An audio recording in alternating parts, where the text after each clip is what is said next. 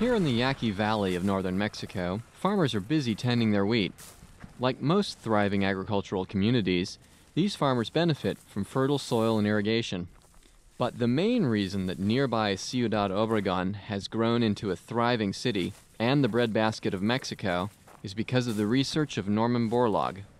More than 60 years ago, he created hardy plants that could resist a virulent fungus called wheat rust. I've seen the misery that comes from rust epidemics and other foliar diseases, but the rust are unique because they are carried by the wind long distances during the summer seasons.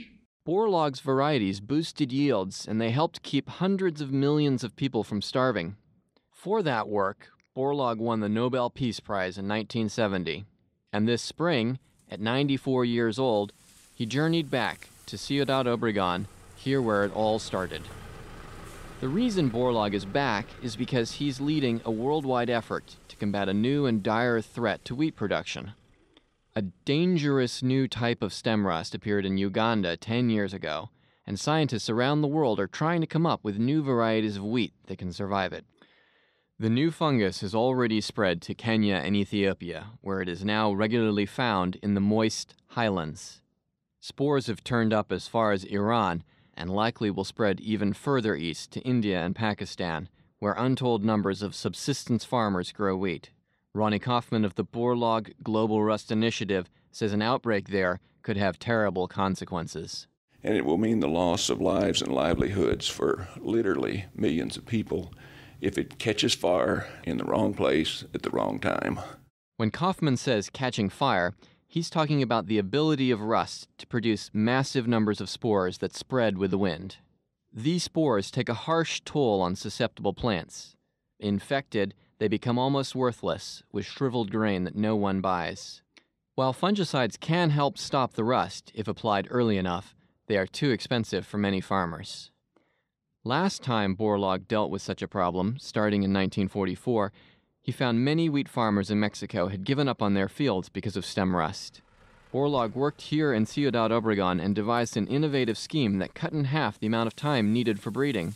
And so, by the early 1960s, he and his colleagues had created disease-resistant varieties of wheat that dramatically boosted wheat yields around the world. They sent the varieties to India and Pakistan, which were struggling with famine. Breeders there adapted the wheat to local conditions, and the new crops grew, and the famine subsided. Mangala Rai is the Director General of the Indian Agricultural Research Council.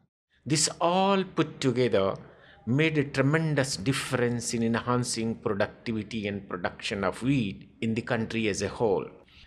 So, successfully over 3 to 4 decades, we have been able to manage the rust menace. But now, this new kind of fungus has hit hard. For example, last year in Kenya, some farmers lost up to 80% of their harvest. Back in 2005, Bourlaug visited Kenya. That's when he launched his Global Rust Initiative to help combat the threat of this new wheat rust. Hans Braun heads up the wheat breeding program at the International Maize and Wheat Improvement Center. If there had not been Dr. Bourlaug, with his global recognition and reputation, I'm not sure the world really would have reacted the way it did.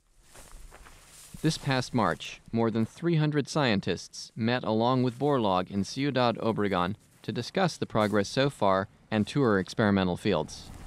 Ravi Singh, a wheat breeder at the International Maize and Wheat Improvement Center, says several varieties of wheat carry genes for powerful resistance to this latest fungus. But one in particular, named Kingbird, is especially useful. We think it will protect a lot of new varieties by giving this resistance it carries. So, he and his team are sending out seed for testing and further improvements in other countries. But much more breeding and testing needs to be done. And dealing with this latest form of virulent wheat rust won't be the end of humanity's long battle with the fungus. Bourlaug warned the scientists at the meeting that the international network of monitoring for wheat rust needs to be strengthened and maintained. Stem rust never sleeps.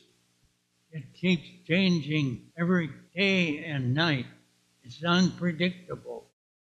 Often, people only react to crises like crop failures. But given the importance of wheat for feeding the world, Many scientists hope that Bourlaug's warning will have a lasting effect. This is Eric Stockstead with Science Magazine.